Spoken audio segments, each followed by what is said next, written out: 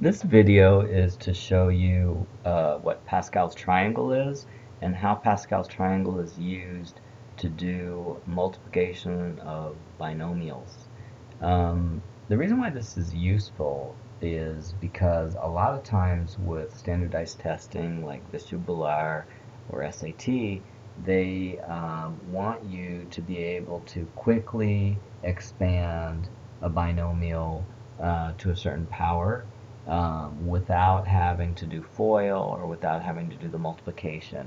And the way normally people do that is by memorizing certain patterns like these two patterns here.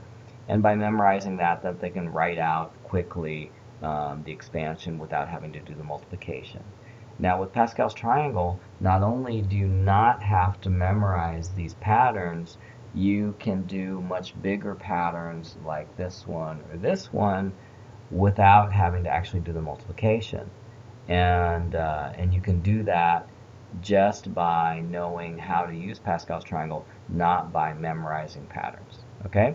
So this is just a quick explanation to show you why it works and how it works. All right. So we're gonna use examples like this here. Um, we're going to use x plus 1 as our binomial because it's one of the simplest binomials. But once you understand this, you can quickly get better at it and start doing things more complicated like x plus 7 or even with two variables like a plus b. Okay? So first let's start with what you know. We're going to start with the x plus 1 squared, and we're going to use the lattice multiplication to see how this expands. Okay, so we're going to put x plus 1 and x plus 1 along the top and along the right, and we're going to do the multiplications. So x times x is x squared, 1 times x is x times 1 is x, and 1 times 1 is 1.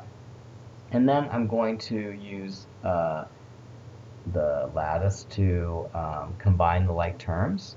So the like terms are going to be x squared for here. There's two x's here. There is a 1 here.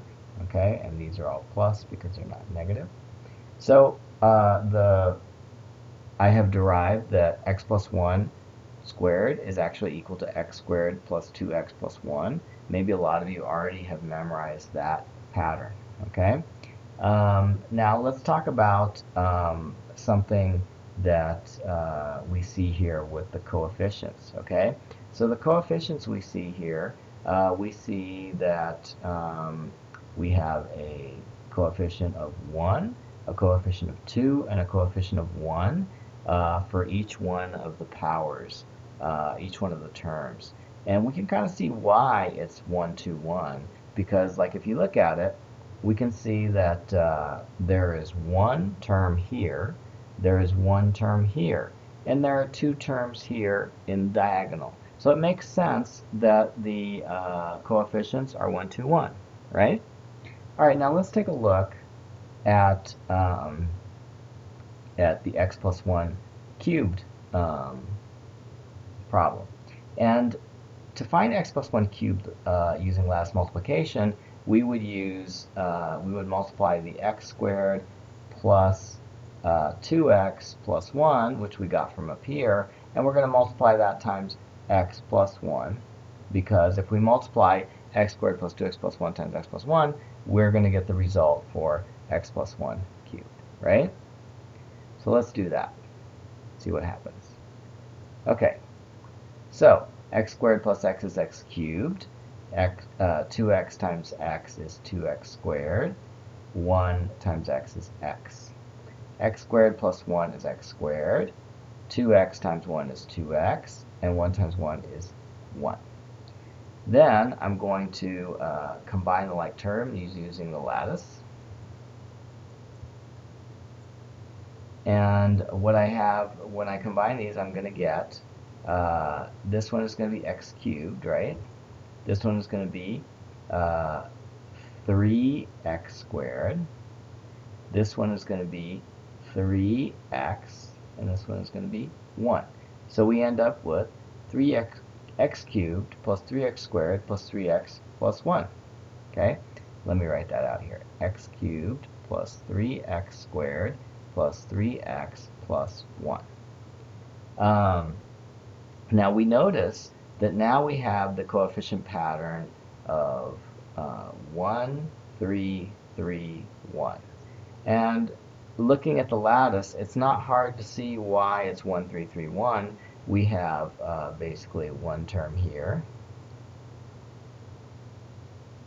We have one term here, which leads to the one here. We have one term here, which leads to the one here. We have two terms, but one of the terms has a coefficient of 2 and one of the coefficients have a coefficient of 1, which leads to a 3 here. And the same thing happens here. 2 and 1 adds up to 3. Okay? Let's go back and reflect on the first one again. You can kind of see that we have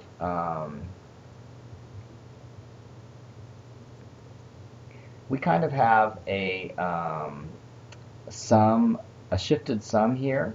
So we have like we have a 1 and a 1, and then we have a shift,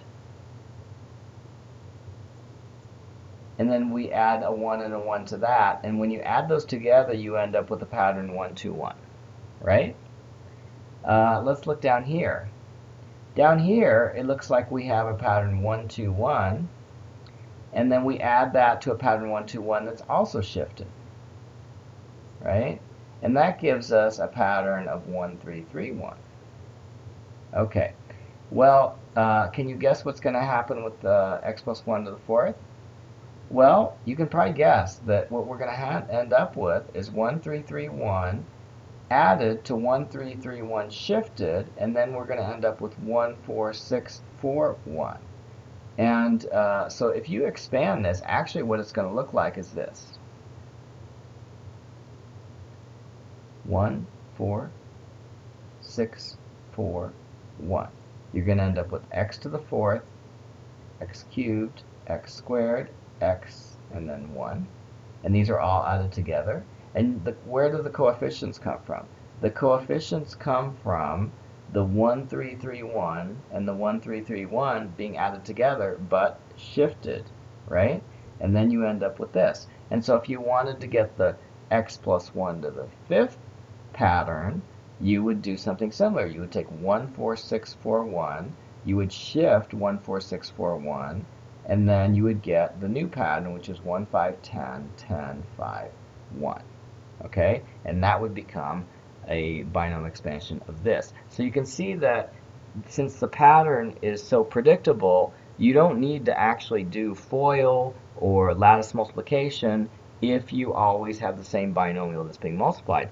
There's a pattern. You can find the pattern simply by shifting these strings of numbers and adding them, forming a new string, and making a new string after that. It turns out that these shifts and additions can be generated more easily by making a triangular shape. This was developed by Pascal, a mathematician from a long time ago. And so what he did was he said, well, I'm going to make a little triangle, and I'm going to start the triangle off like this. And what I'm going to do is every time I make a new row, I'm going to generate the new row by adding together to two neighboring numbers. So like, for example, 1 and 1 added together give you 2, right? 1 and the next number, and there's no number here, so we'll just call that 0, right? 1 plus 0 would be 1. 1 plus 0 would be 1. Okay. 1 plus 0 would be 1. 1 plus 2 is 3. 2 plus 1 is 3. 1 plus 0 is 1. 0 plus 1 is 1. 1 plus 3 is 4. 3 plus 3 is 6. 3 plus 1 is 4. 1 plus 0 is 1. Hey, that looks familiar, doesn't it? Isn't this the pattern that we just generated above by doing lattice multiplication? Okay? But you see, it's a little bit easier to generate by doing Pascal's triangle, right? All you need to do, you don't need to like write 1, 2, 1 and shift it and then add up like we did before. You can achieve the same effect by taking the 1, 2, 1 and just adding it to its own neighbors. So if you add these two to each other, it's as if you're adding 1 to 1 to a shifted version of itself. Okay?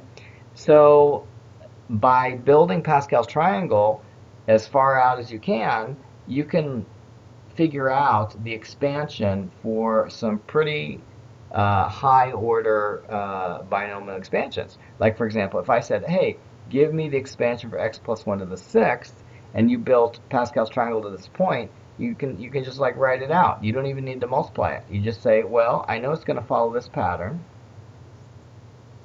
and all I need to do is put the exponents multiplied times each, and I'm done. Okay? And so you can go way beyond the third power, but by doing that, you can easily memorize, or not memorize, but you can easily know that the expansion for x plus 1 squared is that, and the expansion for x plus 1 cubed is that. Okay?